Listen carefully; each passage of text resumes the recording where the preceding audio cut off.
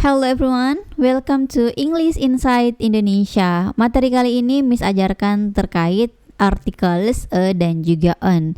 Ini tuh materi basic dan kalian wajib ketahui.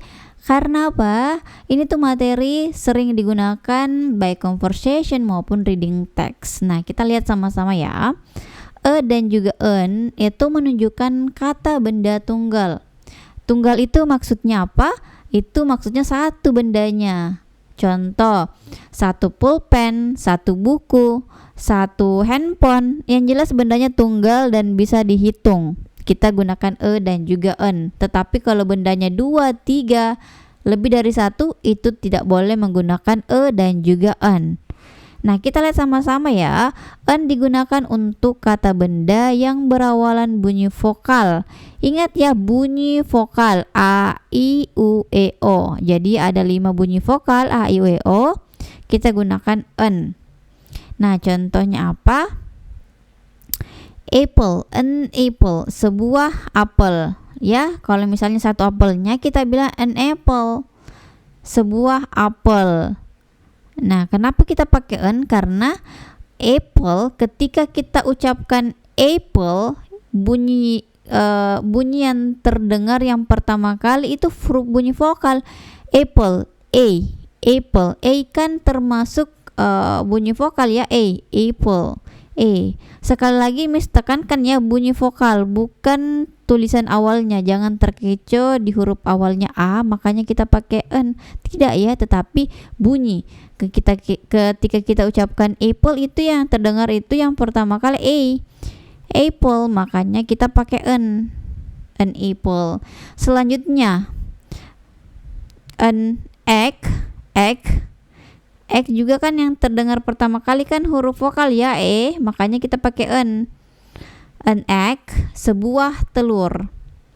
Selanjutnya an umbrella, umbrella, sebuah payung. Nah, ketika kita ucapkan umbrella, huruf a ya yang terdengar bunyi vokal, makanya kita pakai an umbrella, artinya sebuah payung. Ini tuh benda-benda tunggal yang bisa kalian tambahkan an, seperti itu. Jadi kalau misalnya apelnya lebih dari satu, kita tidak boleh ada tambahan an sama sekali. Ataupun telurnya lebih dari satu, payung lebih dari satu, tidak boleh ada tambahan an.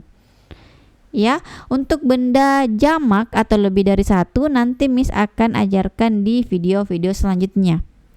Ini fokus untuk benda tunggal.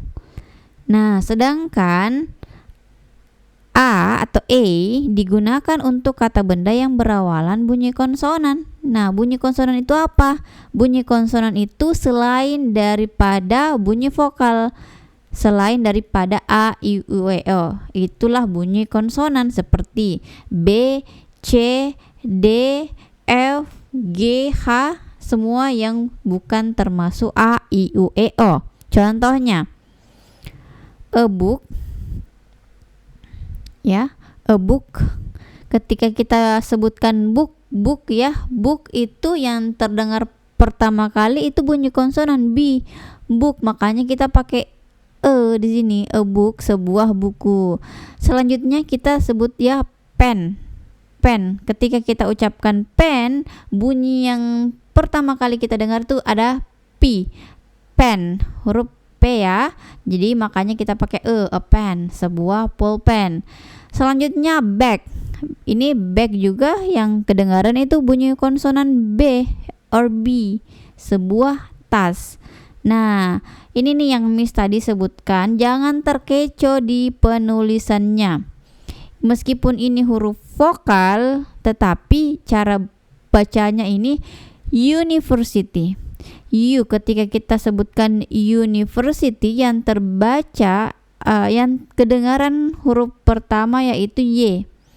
Ya, university, bukan university ya, tapi u berarti y ya. Bunyi y terdengar di awal ketika kita mengucapkan university, makanya kita pakai a university, artinya sebuah universitas. Sama ya yang di bawah, Ini U itu dibacanya uniform, a uniform. Jadi yang terdengar pertama kali yakni huruf Y. Huruf Y, uniform, bukan uniform ya, tetapi uniform. Makanya karena huruf Y itu konsonan, kita gunakan E. A uniform, sebuah seragam. Jadi sama kasusnya yang di atas, kalau bendanya lebih dari satu, kita tidak boleh ada tambahan e. Misalnya bukunya lebih dari satu, bukunya 2, 3, 4, tidak boleh ada tambahan e. Karena e dan juga en itu artinya sebuah. Yang namanya sebuah itu bendanya pasti tunggal, tidak boleh jamak. Jamak itu artinya bendanya banyak, lebih dari satu. Paham ya? Nah, kita lihat contoh kalimat.